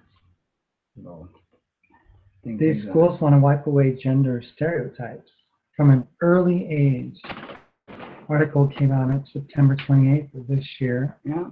Okay. So CNN, which is the article on the CNN website, from the moment a child is born, its gender pretty much determines how they will dress, which toys they'll be given, and ultimately how they are meant to behave within society. But some schools in Sweden are trying to strip away such gender norms. There's nothing obviously out of the ordinary of preschool at first class. There are no designated areas to play with dolls or building blocks. The toys have been strategically jumbled to create an environment for girls and boys to play together. These two preschools in Sweden, Arden and Agalia, meaning equality in Latin, go to great lengths to de-emphasize gender. Children are given the freedom to challenge and cross gender boundaries. Rather than encourage children to do particular things, the teachers are careful not to box children based on their gender or suddenly discourage them from doing certain things. The school has removed the terms girls and boys completely. Instead, they make a deliberate effort to call each child by their first name or the gender-neutral pronoun. Is it necessary to intervene at such a young age, and what are the long-term effects? A study found that young girls and boys are outfitted with gender straitjackets by the age of 10, resulting in lifelong negative consequences. The global early adolescent is how gender is learned, enforced, and reinforced among early adolescents in 15 countries. And that's the problem that we're facing, And then concluded that culture reinforced gender stereotypes, which are linked to an increased risk of mental and physical health problems, are firmly rooted between the ages of 10 and 14. The study found these stereotypes leave girls at greater risk of exposure to physical and sexual violence, child marriage, and HIV. For boys, the risk can include substance abuse and suicide. In Sweden, which is ranked the fourth most equal county comes to gender, the government has made a concerted effort to emphasize equality in the Educational Act. Following a new amendment introduced in 1998 requiring all schools to work against gender stereotyping, gender-neutral preschool for 1 to 5-year-olds, Stockholm's Old Town, policies at Rojalen schools ensure that stories, songs, and dramatizations are screened or rescripted to include non-nuclear families, same-sex couples, and heroines sweeping princes off their feet. Teachers offer non-traditional plot twists to ensure that they are not reinforcing gender stereotypes. The world's reinventing education during how to be a gender-neutral teacher. Perhaps the most important distinction in these preschool is the way the teachers treat each child. To help identify an unconscious bias they have when dealing with girls and boys, the teachers filmed themselves interacting with children and took note of how they responded to the different sexes. And observing each other, we understood that it's not a change, it's ourselves, Rojalen tells CNN. They discovered they used different tones of voice when talking to girls or boys and tolerated rowdiness in boys while discouraging in girls. Similarly, they found themselves to be more likely to comfort a crying girl while they would tell a crying boy to brush it off. When you change yourself and your thinking and your expectations, you will see new things and you will see that it's better for children's development, she says. Rojalen believes gender stereotypes limit the opportunities available to a child. Her gender-neutral teaching method stems from what she calls the whole life spectra, or circles of opportunity. This circle is often divided into two semi-circles, one for boys and one for girls. Through gender-neutral teaching, Rojalen hopes to open up this circle of opportunities for all children to define themselves. The barriers which stop both girls and boys doing what they want to do, she says. We want all children to have the same opportunities to feel, to express themselves, to like what color they like, to play the sport they're in, and so on. We don't want to limit them. Following a small structure observation of children in one of Rojalen's preschool, Ben Kenward, a researcher in psychology at Uppsala University in Sweden and Oxford Brookes University in England, found these children had reduced tendencies to be influenced by gender stereotypes compared to a control group of children from a typical Swedish preschool. The gender-neutral pedagogy is having some of the effects that it's intended to have, and if you're committed to giving these young children the same opportunities, then our study suggests this kind of pedagogy is a good tool. I think this will totally eliminate transgenderism. The female personality traits that they're trying to discourage and trying to mix It says females frightened, helpful, pretty, weak, sweet, caring, beautiful, emotional, sad, good, sensible, careful, and cute. Frustrated, fury, fast, messy, cool, hard, tough, strong, brave, anger, naughty, wild, loud, and violent. Right. Saying that, you know, this is a spectrum that all children should Be able to not be experience. shamed for, not Exactly. be picked on about, not be made fun of, or not be discouraged or encouraged to, the same as the other. So maybe it's society that's creating this whole gender confusion and this whole, because people are trying to fit into that instead of saying, hey, I'm a woman that does this, this, this, and this, and this. And you're a man that does da, da, da, da, da. Instead of going, well, I don't fit in that, so I must, Brainwashing children. However, these gender-neutral policies have generated much criticism over the years. Swedish psychiatrist and author David Eberhard considers calling boys and girls hen to be intellectually dishonest. That is, it is being blind to biological differences. This is the kind of brainwash that works when the kids are small. In the short run, they adapt to this. But what happens when they go to normal school and they find out they were living in a sect? He tells CNN. This is a sort of religious sect to say there's no difference between men and women. It has nothing to do with science. Eberhard explains that he does not oppose boys choosing to play with dolls, but he draws the line at calling a girl or boy it or hen. Rajalan believes a lot of criticism is misguided as people do not fully understand what they are trying to do. We are not trying to say girls should be boys or boys should be girls. We just want every person to have the right to be the person they are, regardless of their gender. Harmless experiment. While Eberhard views are strong, he says gender-neutral schooling is unlikely to have any negative long-term effects on young children. I suppose that the children are so sure about their identity that it doesn't matter, he says, but as individuals, you may very well have young kids of different sexes that become very frustrated or confused. He believes Sweden would be better off solving the problem of gender inequality in the real world. Rajalan, however, believes adopting gender-neutral methods and exposing children to teachers of various different ethnicities, religions, sexes, and sexual orientations will better prepare them for the nuances of the real world. It will boost their self-confidence to be more successful in life, she says. Psychology professor Philip Huang from the University of Gothenburg is not convinced. He thinks Rajin's gender-neutral preschools are harmless but overrated. I don't really see any harm in it, but I think it pleases the parents more than it changes the children, he tells CNN. He says he has met a couple of parents, children to gender-neutral preschool will have everlasting effects and that they will grow up in society. It's more a statement more than something that has actual effect on children's long-term development with regard to gender issues, he says. It takes generations to change norms and values like this.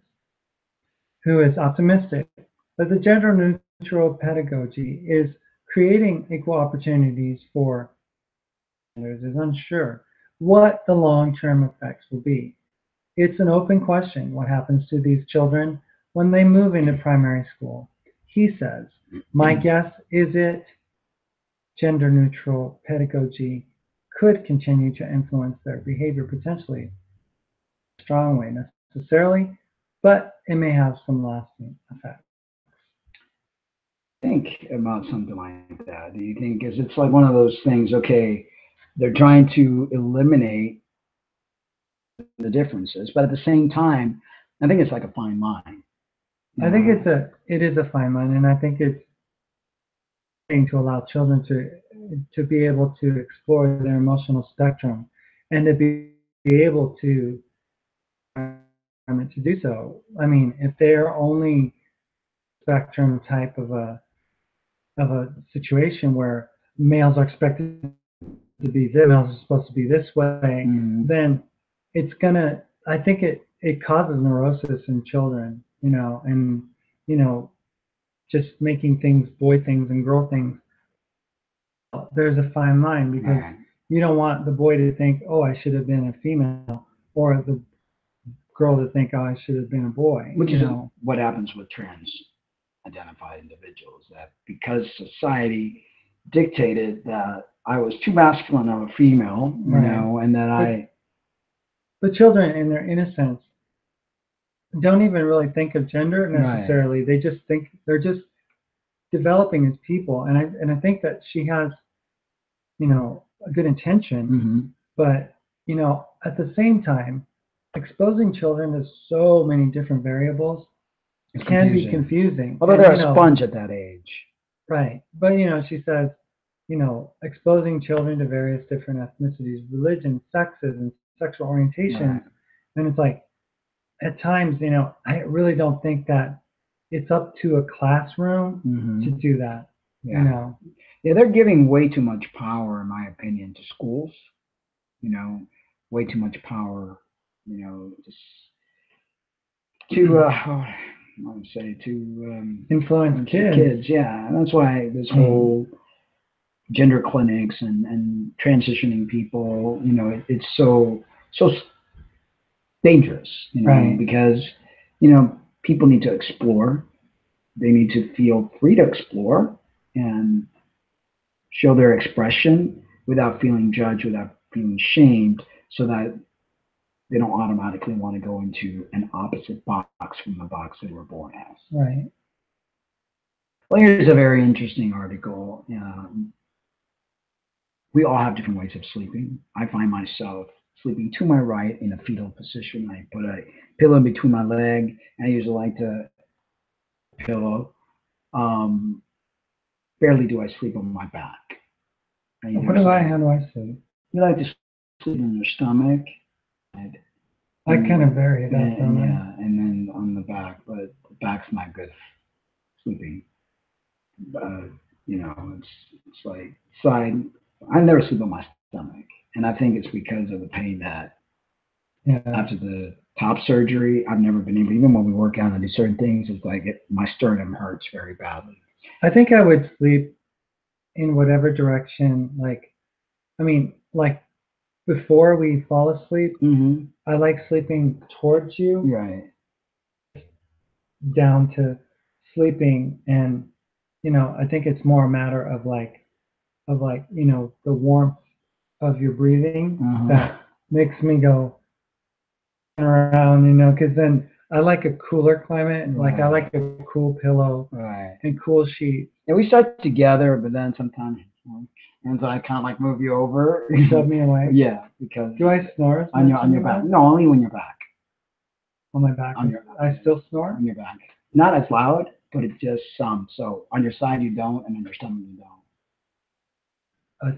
Oh my gosh! The first in the hospital. Terrible. When I stayed with them in the hospital, and they had this little like, and I mean I was like, but wow, that's medically induced because of my injury and stuff. But even before then, you're loud. I was a terrible. It's because you lost weight, you're eating healthier. But I think when you lay on your back, and I think this happens to a lot of people, there's something that actually the back of your throat shuts down, and this happens with everybody, and then they snore. So I think I used to have sleep apnea. Yeah, you probably did. And you still have a little bit, like a couple of times in the beginning when you and I started, I thought you were going to stop breathing. Yeah. Yeah, because I used to watch your sleep because I remember what was going to happen. Yeah. You know. If you were watching a train wreck. Waiting to happen. Yeah.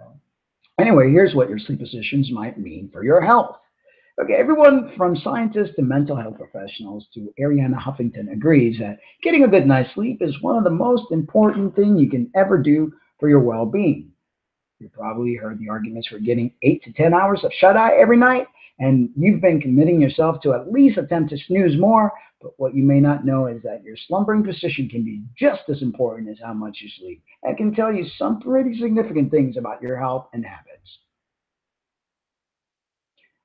If you sleep on your back, there's a reason why every yoga class ends with savasana. According to some experts, being on your back is one of the better ways to relax. The reason it's an excellent position is that there's no compromise of any circulation, says sleep expert Nancy H. Rothstein. Everything is free to flow. But if sleeping on your back is has you feeling more ouch than your body could be trying to tell you something. Keely Nyson, a sleep disorder coordinator in New York City, says an issue called positional sleep apnea can be triggered when you're on your back, which is what happens to you. That's why you snore. When someone is lying on your happened lying on their back, gravity alone is going to weigh them down. So if they have throat due to fatty cellular buildup or a disproportionately large tongue that can actually close up their airway and cause them to choke and or snore. No, but you're fat, and when you used to be overweight, maybe that's one of the reasons why it happens. As your extra soft tissue, fatty cellular buildup, or chunk and back issues can also make this position uncomfortable. So listen to your body if it's begging you. Snooze on the flip side. According to a dentist who specializes in sleep apnea, over 50% suffers from these sleep-related issues, and thus should be wary of spending an entire night on their backs. I would never recommend the back, she says. If you've got to do it, she suggests sleeping with a 30 or 45-degree wedge to prop yourself up. If you sleep on your side, if you're an in-between sleeper, it may have more to do with what you're resting on than what your body's trying to say. And Ayurveda, the side that you lay on, will activate a specific hemisphere of your brain, says Nielsen. There's some debate over which side is better. The right side can cause acid reflux, while the left side has linked to nightmares, says Martha Cortez, DDS, a dentist specializing in sleep apnea. But Rothstein notes that regardless of whether you're a left or a right sleeper, it's critical that you invest in the right pillow. Sleeping position is married to your mattress quality and pillow formation and size. She says depending on how you sleep, most of the time would impact your pillow. This is not too thick or too thin. If you have a side sleeper who's waking up with a sore neck, it may be time to treat yourself to a new pillow or consider every position. If you sleep in the fetal position, if you're sleeping like a baby, when you're sleeping like a baby, you're in good company. More than 40% of the population favors the fetal position. If you're in that group, Dr. Cortez recommends a gentle, not too light, not too tight fetal position so your organs can function properly throughout the night. Breathe. The problem with the fetal position is that so much circulation is compromised, and that's not great for your blood flow, says Rothstein. If you are planning to snuggle up on your side, make sure you're not crunching up your body, and be sure to protect your neck and back by keeping your head slightly propped up and bending your legs together. If you sleep in your stomach, tummy time may be an adorable activity for infants, but it can be a problem for adults. Your stomach is probably the worst way to sleep because it's hard on your back, says Rothstein. Stomach sleeping can reduce snoring, but so can a humidifier without messing up your spine. If you're a stomach sleeper looking to change their ways, Dr. Cortez suggests strapping tennis balls under the front of your t-shirt, yes, really, to keep you from rolling onto the position in the middle of the night. Yeah, I've always said that it's bad, and I've always told you because it really messes up the back. I don't really think I sleep. You don't do it, not that much anymore. I mean, I don't think when you usually go to your left and I go to my right after we're done snuggling. Yeah. You know. And I think after my accident, I wasn't able to really sleep on my stomach. I can rest on it. Yeah. I can rest on my back, but I can't sleep. I've never been able to sleep on my stomach. It hurts my lower back, and since the top surgery, I've never been able to sleep. I feel pain all in this area with it. 15 years later. That's why people should realize that these surgeries are madness. To this day, because of my hysterectomy, I have to be careful. Always having a bowel movement because of all the scar tissue down there. Sometimes I don't have a bowel movement, and that can be problematic. So I eat a lot of fibers to always have bowel movements. A little bit TMI, but hey, that's how it goes. That's how it goes. On Real Talk with the Cummings, because we talk real. Yeah, a lot of real stuff that may upset people, but it's real. We have a little treat for you. We have a ditty that we're going to do for you guys, and we're going to make this kind of a regular part of our show. Yep. As much as possible, but Mark wrote lots and lots of songs. and is a very accomplished guitar player, songwriter, composer, and artiste extraordinaire. And I did sing in my past, not past life, but in the past. Maybe in the past life In too. my past Yeah. life as well. And we're going to be performing for you guys today. What a treat, huh? Isn't this wonderful? So we did this song back in 2015, and it's a song about how on each other. So this is the song.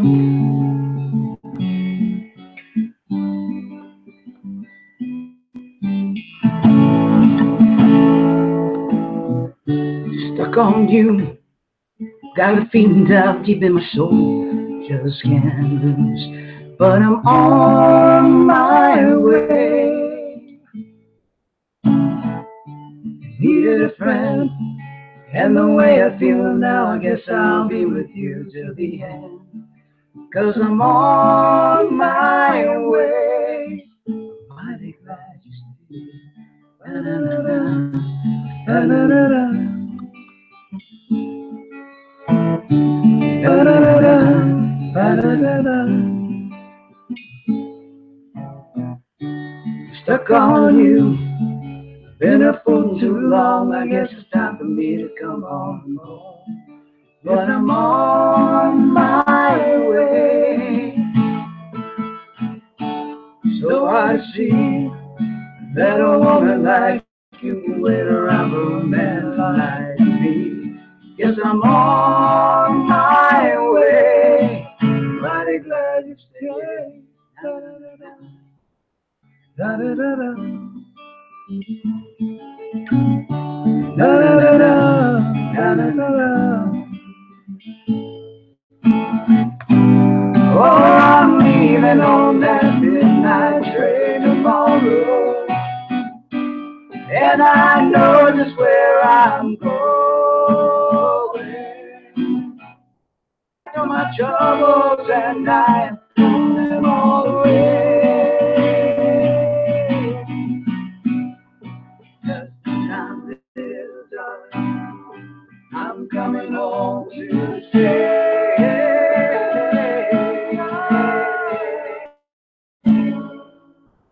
Look on you, got this feeling down deep in my soul that I just can't lose.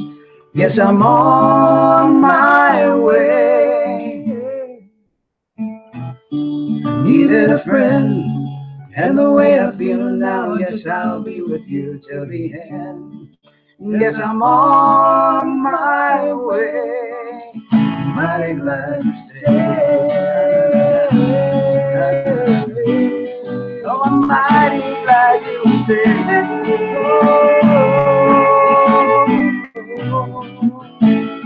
I love you. Oh, I'm so mighty glad you stayed. Oh, yeah. I love you. Mighty glad you stayed. Oh, I'm mighty glad you stayed.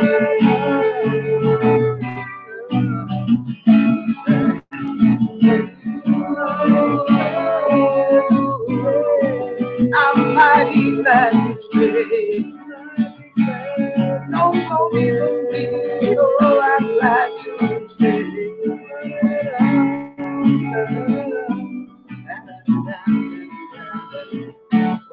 I'm glad you stayed. I'm glad you stayed. I'm glad I'm glad. I'm glad I'm glad.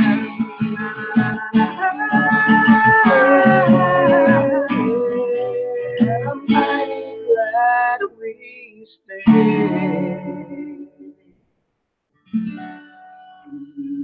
I think I was going a little too fast, but Oh well. oh well. It's all good. Yeah, it's all right. Anyway. We still have a ways to go. We haven't sung in a long time. Yeah, today was actually, I hadn't picked up the guitar in God forever, and was like, hey, let's just do this. Yeah. You know, because that's how we roll. That's right. That's exactly how we roll. See if anybody else has anything else to say. Nope. Nope. Alrighty, that's all. Well, guys. Pretty quiet today. Yeah, so glad you guys joined us, and see we got our thumbs down. There's always this one person thumb down.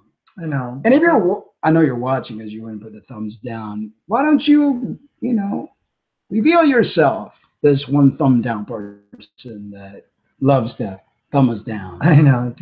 It's like they just probably go. Yeah, but hey.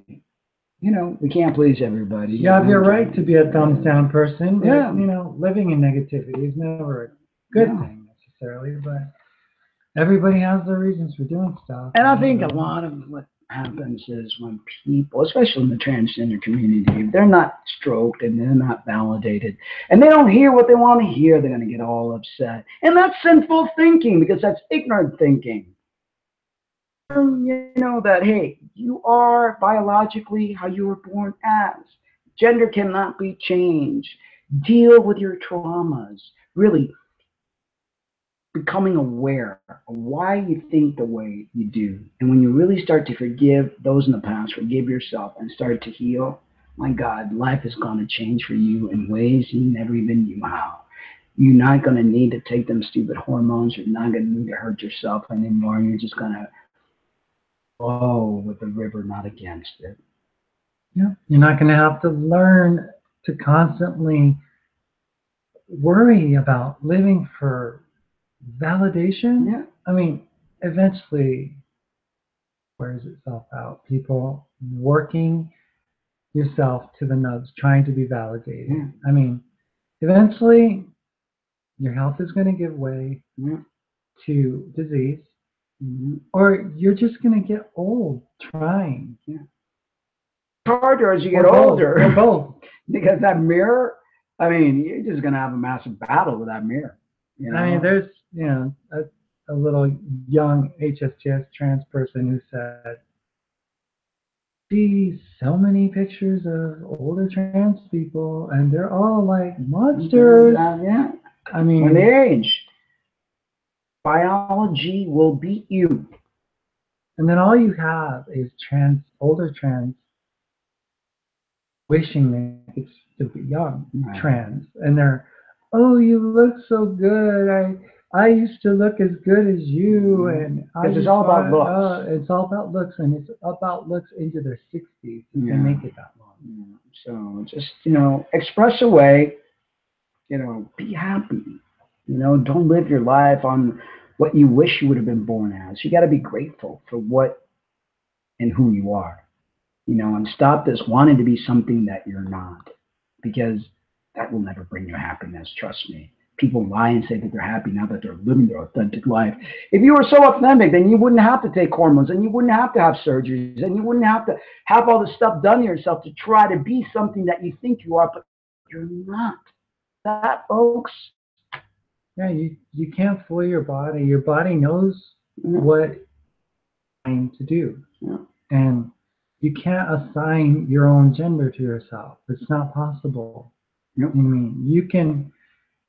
You can go so far as, legal authorities allow you to go. But when it comes down to the truth of what you are, change. No matter if you change your birth certificate, or your gender marker, or your driver's license, or whatever. That's just stroking. That's just what they've given us to shut us up and shut us down. And it's part of the agenda, the cult agenda, that the trans agenda is a cult. And we'll talk more about that in a later show. Yes, definitely. Well, guys, see you on Thursday. Have a great remainder of the evening. I'm going to go ahead and make dinner.